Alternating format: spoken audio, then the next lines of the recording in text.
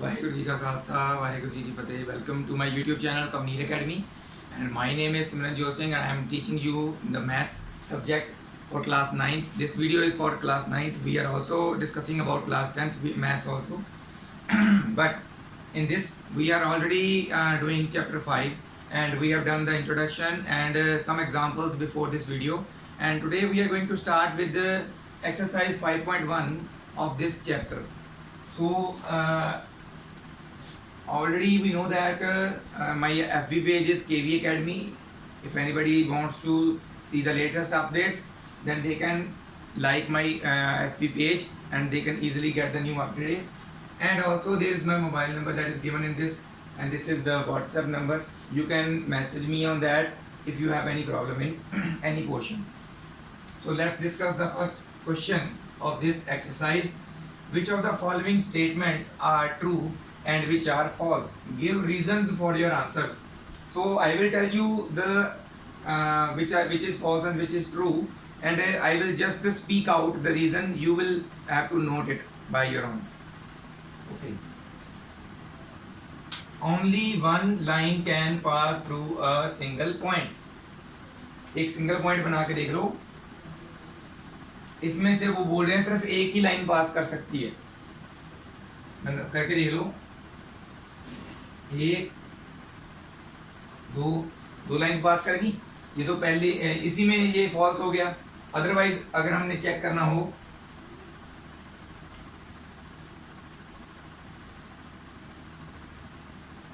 जितनी मर्जी कर सकते हैं इसमें से लाइंस पास, है ना. तो इसका रीजन क्या होगा? हमने पहले तो लिखना है दिस इज फॉल्स, और रीजन क्या लिखेंगे? I will speak out, you have to note it. It is false because infinite number of lines can pass through a single point. Okay. Now next, there are an infinite number of lines which can pass through two distinct points. दो distinct point मतलब दो अलग अलग points में से infinite number of lines जो है वो पास कर सकती हैं. ये कह रहे हैं. ये हम दो पॉइंट्स बना लेते हैं. एक लाइन तो दोनों पॉइंट्स को टच करके निकल गई. दूसरी लाइन ट्राई करते हैं. इसको टच कर रही है, उसको नहीं कर रही. सेम आपने ऐसा पिछली वीडियो में देखा भी होगा, मैंने बताया था. हमने की थी एक्सियम 5.1. तो उसको कॉन्ट्राडिक्ट कर रही है. तो ऐसे भी लिख सकते हैं, it contradicts the axiom 5.1. Otherwise you have to fully, अगर आपको याद नहीं आ रहा है कि कौन सी थी वो एक्सियम या क्या था, तो आपको लाइन तो याद होगी, तो वो लिख देनी है. वही लाइन हम लिखेंगे. इसका रीज़न क्या लिखेंगे? पहले तो फॉल्स, क्योंकि दो डिस्टिंक्ट पॉइंट्स में से एक ही लाइन पास कर सकती है. तो हम क्या लिखेंगे? This is false because from two distinct points only one line can pass. Okay. Next, a terminated line can be produced indefinitely. एक टर्मिनेटेड लाइन मतलब कि ऐसे कि हमने लाइन बनानी है, दोनों तरफ से टर्मिनेट हो चुकी है, पॉइंट्स लगे हुए हैं. इसको इधर और उधर जितना मर्जी बढ़ाया जा सकता है. ये हमने पोस्टुलेट किया था. ठीक है. पोस्टुलेट का नंबर ना नहीं याद तो सीधा लिख सकते हो आप, it is true according to the postulate given to us, that is a terminated line can be produced indefinitely. ठीक है. पोस्टुलेट दोबारा लिख देना है. It is true because of the postulate, Euclid's postulate, a terminated line can be produced indefinitely. ठीक है. Next, if two circles are equal then their radii are also equal. so इसका answer थोड़ा सा बड़ा है. मैं इसको बोलूंगा, आपने इसको पूरा लिखने की कोशिश करनी है जल्दी से जल्दी. ठीक है.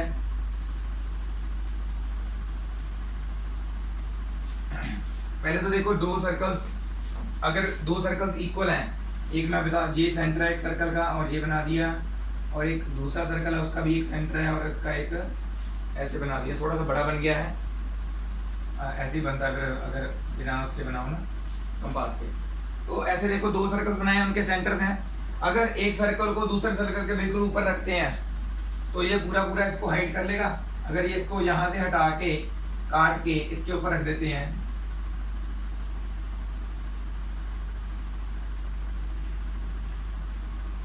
तो अगर ये दोनों सर्कल्स इक्वल हैं तो इनके सेंटर्स और बाउंड्री दोनों एक दूसरे को पूरा पूरा हाइड करेंगे, that means they will coincide each other.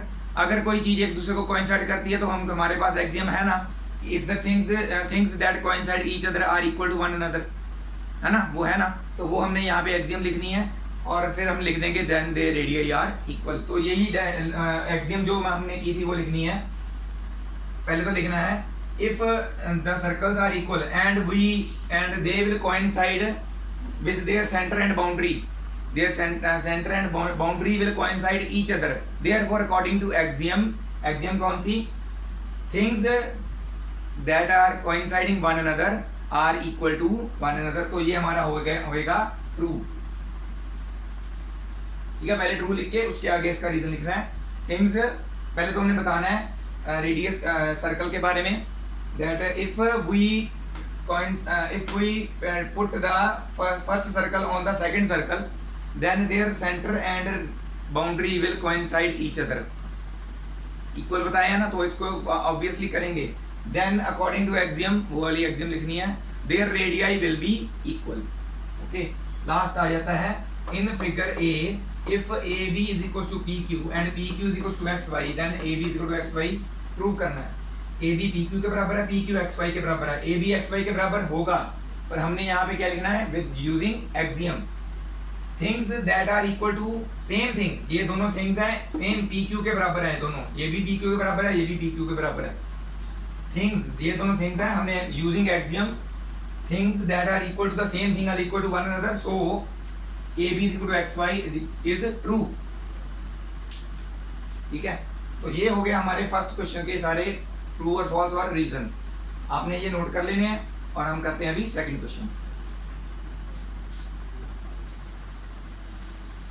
Next second question, इसमें क्या है, डेफिनेशंस पूछी गई हैं। ठीक है, और हमने सभी डेफिनेशंस को इजी वे से बताऊंगा मैं आपको। ठीक है, I will explain and you will write it. Easy है बहुत। इस पैरेलल लाइंस जो है पहली डेफिनेशन, इसको लिखने के अलग अलग मेथड हैं। तो मैं 2-3 जो डेफिनेशंस पॉसिबल होंगी वो मैं सभी बोलूँगा, आपने पॉसिबिलिटी आपको जो भी डेफिनेशन इजी लगेगी वो याद कर लेनी है या लिख लेनी है। फिलहाल के लिए आप सारी डेफिनेशंस नोट कर लीजिए। ठीक है, पैरेलल लाइंस हमने कैसे बता सकते हैं, कोई दो लाइंस हैं, ये दोनों पैरेलल हैं, ये कैसे बताई जा सकती हैं। एक तो सीधी डेफिनेशन ये बनती है, if two lines produced indefinitely never meet each other then those two lines are parallel lines. ठीक है, ये अगर आपको नहीं पता चला तो आप वीडियो बैक करके इसको दोबारा सुन के नोट कर लीजिए। उसको मैं एक्सप्लेन करता हूँ मैंने क्या बोला। अगर कोई भी दो लाइंस को जितना मर्जी आगे बढ़ाया जाए, चाहे इधर बढ़ा लें चाहे इधर बढ़ा लें, वो कभी भी नहीं मिलती। इफ टू लाइंस, दोबारा बोल देता हूँ, if two lines produced indefinitely on both sides never meet each other then those lines are parallel lines. एक तो ये होगी डेफिनेशन पैरेलल लाइंस की। दूसरी क्या हो सकती है, इन दोनों पैरेलल लाइंस के बीच में एक परपेंडिकुलर डिस्टेंस होता है, परपेंडिकुलर डिस्टेंस, सीधा सीधा। और डिस्टेंस हम हाइट हमेशा कैसे नापते हैं, अपनी हाइट देखनी है, सीधी नापते हैं ना, परपेंडिकुलर सीधा देखते हैं। कोई चीज़ अगर ऐसे भी बड़ी है उसकी हाइट हम ऐसे देखेंगे, टेढ़ी, नीचे से सरफेस से सीधा कितनी ऊंची है वो देखते हैं हम, ऐसे नहीं देखते वो कितना लंबा, टेढ़ा कितना लंबा, वो नहीं देखते। और टिल्यूड हमेशा सीधा होता है, इसलिए इनके बीच में डिफरेंस भी हमेशा 90 डिग्री वाला देखेंगे। इसकी डेफिनेशन और क्या होगी पैरेलल लाइंस की, if two lines produced indefinitely are equidistant, equidistant ऐसे लिखते हैं, equidistant.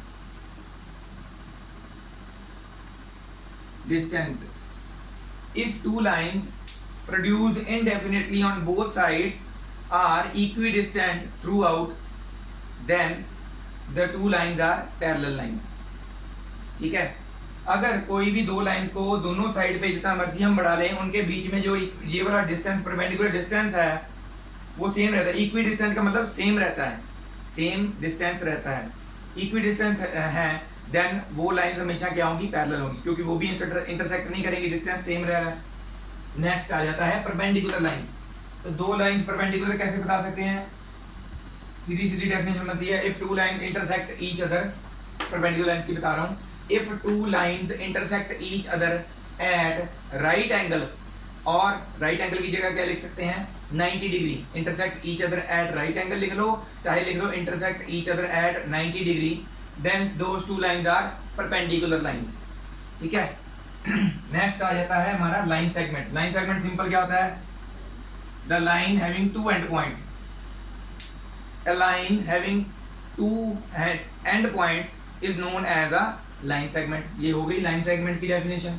a line having two end points, ये और ये end points हो गए इसके, that is called a line segment। Next आ जाता है रेडियस ऑफ सर्कल। तो रेडियस ऑफ सर्कल हमेशा कैसे देखते हैं, किसी भी सर्कल का रेडियस कैसे देखते हैं, सेंटर से सर्कल के ऊपर कोई भी पॉइंट ले लेते हैं, उसको अगर हम ज्वाइन कर देते हैं देन वो क्या होता है, रेडियस होता है। तो हम कैसे डिफाइन करेंगे इसको, the distance between centre and any point on the circle, boundary of the circle, sorry, the distance between the centre of the circle and any point on the boundary of the circle, boundary पे कहीं पे भी एक point ले लेना, is known as radius of the circle.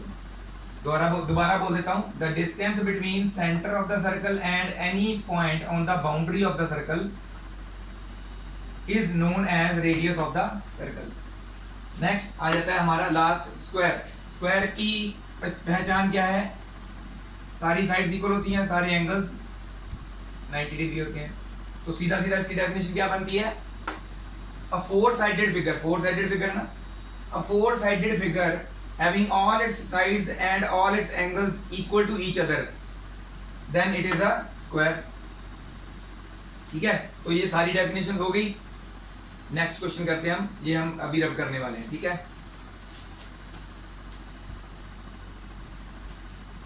Next आ जाता है हमारा थर्ड क्वेश्चन इस एक्सरसाइज का। ये थर्ड क्वेश्चन जो है वैसे तो पेपर में आया तो है नहीं कभी, बट फिर भी समझाने के लिए मैं ये आपको क्वेश्चन करवा रहा हूँ, क्योंकि हम सॉल्व कर रहे हैं पूरे एनसीईआरटी बुक को, तो सारे क्वेश्चन करने जरूरी हैं। तो ये देखिए मैं सिर्फ समझा रहा हूँ, आप हो सके तो नोट कर दीजिएगा, नोट करना हो तो कर लीजिएगा, अदरवाइज इससे आगे जो क्वेश्चन है ना वो पेपर में ज़्यादा आते हैं, 3-3 नंबर में, 2-2 नंबर में, 3 नंबर में। तो वो जो होंगे हम पूरा डिटेल में लिखेंगे, इसको जस्ट मैं एक्सप्लेन करने वाला हूँ, आपने हो सके तो नोट करना हो तो नोट कर लीजिए। ठीक है, अदरवाइज इसका आंसर जो है वैसे वो आपको मिल ही जाएगा ऑनलाइन, अगर आप सर्च करेंगे तो ईजिली मिल जाएगा। तो वर्डिंग अगर आप लिखना चाहते हैं, समझ लीजिए मुझसे, वर्डिंग आप वहां से लिख लेना, तो that is your choice. First, consider two postulates given below. ये दो पोस्टुलेट्स दिए गए हमें। ठीक है, ये यूक्लिड के पोस्टुलेट नहीं है, पहली बात तो ये है।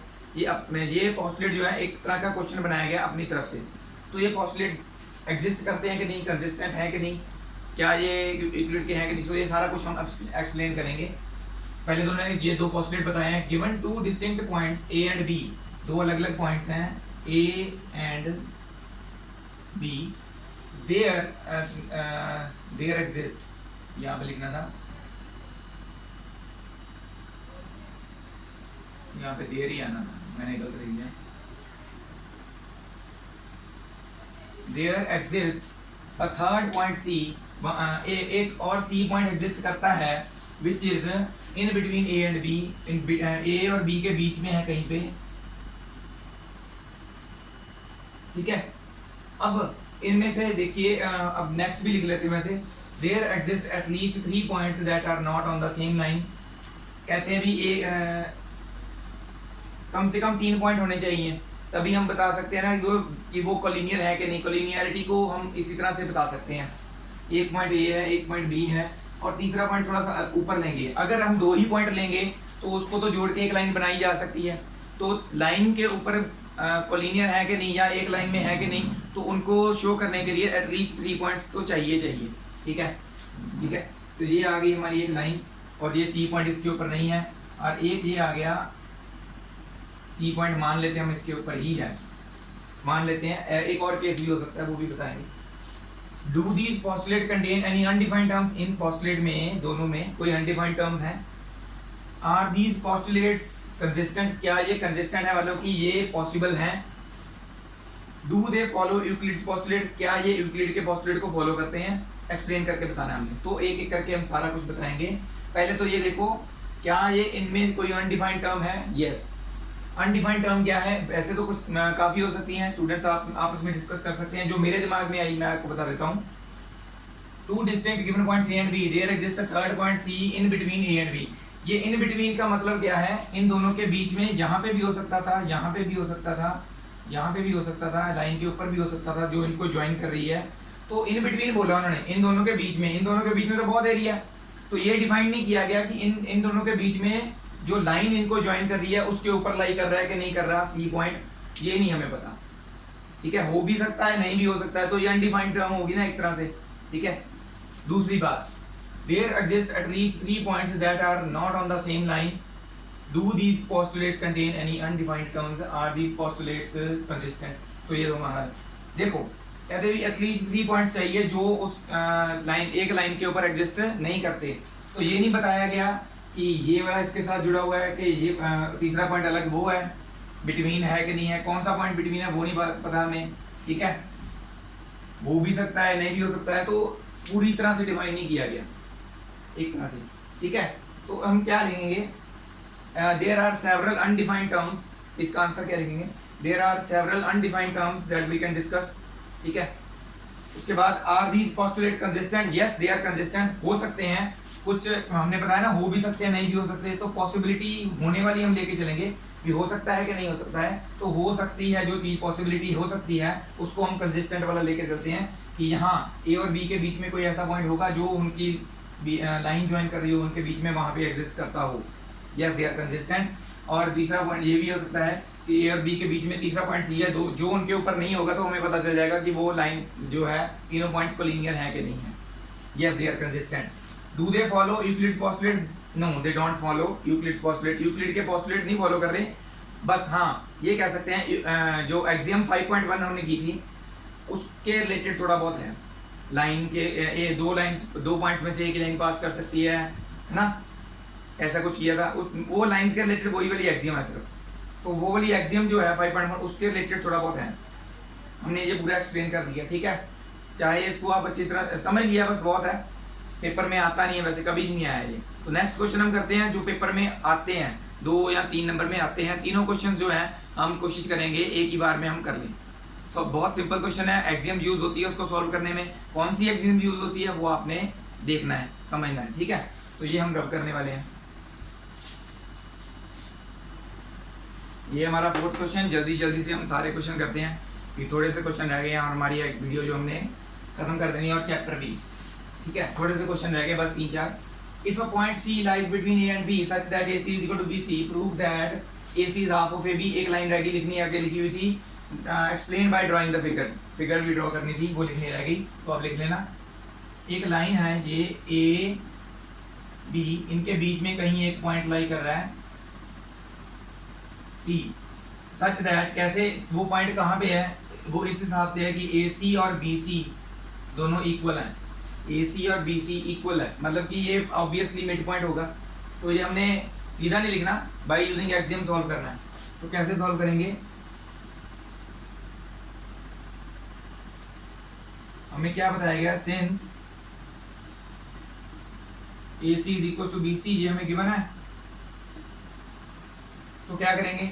AC तो हमें चाहिए, खत्म नहीं करना। BC को हमने हाफ ऑफ AB की फॉर्म में बनाना है। BC के साथ और क्या ऐड करें कि ये AB बन जाए? AC ऐड करेंगे। ठीक है, दोनों साइड में AC ऐड करना है, एडिंग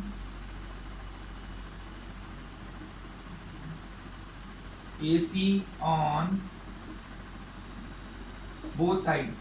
तो ये दोनों इक्वल्स थे, इनके साथ हम इक्वल्स ऐड कर रहे हैं। AC इक्वल है ना, मतलब AC दोनों इक्वल्स ऐड कर रहे हैं दोनों की तरफ। ओके, अब क्या लिखेंगे? देखो क्या बनता है, AC प्लस AC बनता है 2AC, और BC प्लस AC बनता है AB। अब इसके आगे हम एक्सियम लिखेंगे, बिकॉज कौन सी axiom? If equals are added to equals then the wholes are equal. If equals are added to equals then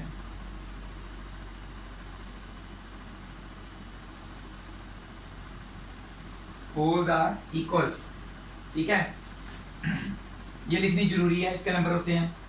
अब हाँ इधर 2 है, उधर आके क्या बन जाएगा डिवाइड में, मतलब 1/2 AC 1/2 of AB and 2 HP लिखा मैंने हैज प्रूव्ड। ये पता चल गया ना कैसे लगा ये, AC प्लस AC, मैं देखो इधर AC था ऑलरेडी और इधर BC था ऑलरेडी, ये दोनों इक्वल दिए हुए थे, दोनों में इक्वल्स मतलब कि हमने AC दोनों में ऐड कर दिए, ये दोनों है इफ इक्वल्स, इक्वल्स क्या है यहाँ पे AC और एडिड टू इक्वल्स, किन में ऐड किए गए जो ऑलरेडी इक्वल्स थे AC और BC, देन द होल्स जो बने 2AC और AB वो भी इक्वल होंगे, तो हमने वो वाले एक्सियम यूज की, ये हो गया। नेक्स्ट क्वेश्चन अब हम करेंगे, ये वाला नोट कर लीजिए, बहुत इंपॉर्टेंट है, पेपर में बहुत बार आया। नेक्स्ट आता है हमारा 5th क्वेश्चन, इसमें क्या है, prove that any line segment has one and only one mid point. ये प्रूव करना है कि किसी भी लाइन सेगमेंट का एक ही मिड पॉइंट होता है, एक से ज्यादा नहीं।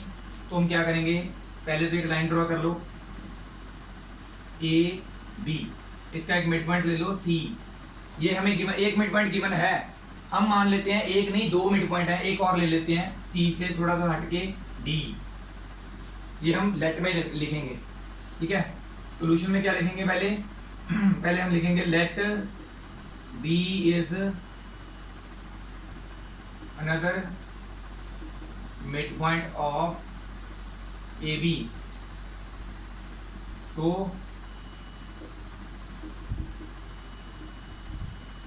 AD हाफ ऑफ AB होना चाहिए क्योंकि D भी मिड पॉइंट है, but C is also midpoint of AB, ये हमें गिवन है। तो क्या हो गया, AC is equal to half of AB। First and second equation में देखो हाफ ऑफ AB AD भी है, हाफ ऑफ AB AC भी है। हमने एक एक्सियम की थी things that are halves of the same thing, तो ये हमारी AB सेम थिंग है, इसके हाफ ऑफ AB है ना, इसका हाफ ऑफ AB ये हमारी सेम थिंग है, इसका हाफ AC एंड AD है, ये दोनों थिंग्स सेम थिंग्स का हाफ है, ठीक है। तो ये दोनों भी इक्वल होने चाहिए। हम क्या लिखेंगे, यूजिंग एक्सियम कौन सी, things that are halves of the same thing are equal to one another. So from equation 1 and 2, equation 1 and 2 से हम एक्सियम यूज करके क्या लिख सकते हैं,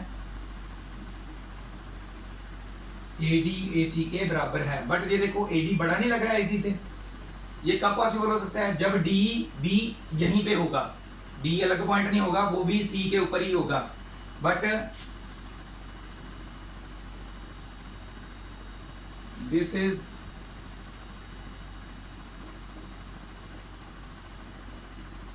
contradiction to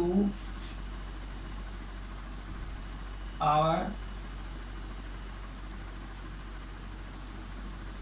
assumption। हमने क्या assumption क्या होता है, लेट करना, कॉन्ट्राडिक्ट मतलब हमारी चीज जो हमने अज्यूम की थी, माना था, उसको कॉन्ट्राडिक्ट करना मतलब गलत साबित कर दिया। ये जो चीज है जो हमने मान के चले थे कि D जो है another mid point of AB है, वो यहाँ से गलत साबित हो गया, क्योंकि ये दोनों डिस्टेंस सेम तभी हो सकते हैं जब D अलग मिड पॉइंट नहीं उसी के ऊपर होगा, C के ऊपर ही, ठीक है। देन क्या लिख सकते हैं, therefore it is proved that any line segment has one and only one mid point. वो लाइन हमने लिख देनी है ऊपर वाली सारी, ठीक है। इजी है क्वेश्चन बहुत, ये वाला जो है 3 नंबर में आता है, ठीक है, नोट कर लीजिए। नेक्स्ट क्वेश्चन अब हम करते हैं। नेक्स्ट हमारा आता है 6th क्वेश्चन, ठीक है। In the figure B, so हमारी ये फिगर बी है, this one, AC is equal to BD, मतलब कि हमें AC और BD इक्वल दिए हुए हैं, ठीक है। प्रूव करना है हमने A B is equal to C D, जो बाकी बचे हैं। मतलब दोनों में एक फालतू चीज क्या है, ए सी में भी बी सी नहीं चाहिए हमें, तभी ए बी आएगा, और बी डी में भी बी सी नहीं चाहिए, तभी हमारा सी डी आएगा। तो दैट मीन्स जो हमें दिया गया है उनमें से इक्वल चीज जो है बी सी दोनों में से माइनस कर देनी है। तो वो वाली एक्सियम जो हमने की थी वो हम यूज करेंगे, if equals are subtracted from equals then the remainders are equal वाली, ठीक है। तो हम क्या करेंगे, सबसे पहले since A C is equal to B D, ये हमें गिवन है, सबट्रैक्ट बी सी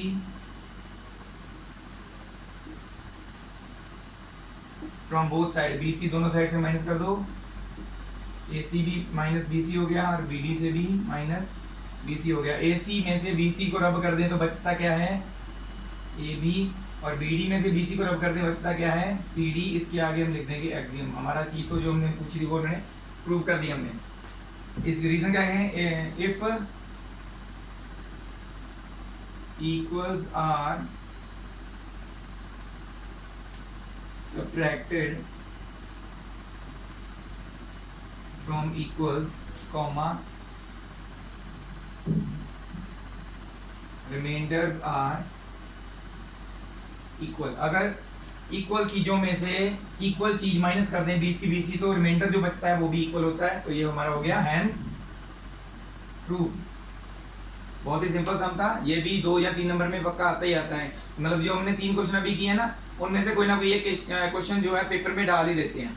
तो ये जो क्वेश्चन है आप अच्छी तरह से जरूर कर लेना, ठीक है। तो ये नोट कर लीजिए। नेक्स्ट हम करते हैं अभी हमारा 7th क्वेश्चन, जो लास्ट क्वेश्चन है 5.1 का। उसके बाद ये टॉपिक शुरू होता है, तो मैंने साथ में लिख दिया। ये वाला जस्ट मैं एक्सप्लेन कर देता हूँ, ये भी पेपर में नहीं आता है ज़्यादा, जस्ट एक आप नोट्स कंप्लीट करने के लिए लिख सकते हैं। 7th question, why axiom 5 is considered as universal truth. Axiom 5 क्या है, पहले तो the whole is the greater than the part. Axiom 5 क्या था, the whole is greater than part, universal truth है। अगर होल हमारा बड़ा होगा जिसमें से हमने कुछ पार्ट निकालना है तभी हम निकाल पाएंगे। ये तो पॉसिबल नहीं है कि होल छोटा है उनमें से इतना पार्ट निकाल लिया। कोई एक बोरी छोटी थी उसमें से एक ओनली 1 kg ऑफ शुगर थी, उसमें से 5 kg ऑफ शुगर निकाल सकते हैं उसका पार्ट, नहीं ना। तो क्या होगा, अगर उसमें ज़्यादा होगी तभी उसमें से हम छोटी चीज़ निकाल सकते हैं। होल हमेशा ज़्यादा होना चाहिए पार्ट से, तो ये यूनिवर्सल ट्रूथ ही हुआ, ठीक है। तो ये आप अपनी लैंग्वेज में आप जैसे मर्जी एक्सप्लेन करके लिख सकते हैं, ठीक है। नेक्स्ट आ जाता है Euclid equivalent versions of Euclid's 5th postulate. Euclid 5th postulate जो है वो हम कैसे किसी और तरीके से लिख सकते हैं। मैंने आपको बताया था यूक्लिड 5th पोस्टुलेट जो है वो पैरेलल लाइंस की एग्जिस्टेंस को भी बताता है। तो ये जो 2 तरीके हैं जिससे हम यूक्लिड 5th पोस्टुलेट को लिख सकते हैं। फॉर एवरी लाइन L, कोई भी एक लाइन L है, and for every point P not lying on L, L के ऊपर नहीं है, कोई एक पॉइंट P ले लेते हैं L से अलग, ये ले लिया point P। There exist a unique line M, एक यूनिक लाइन M होगी।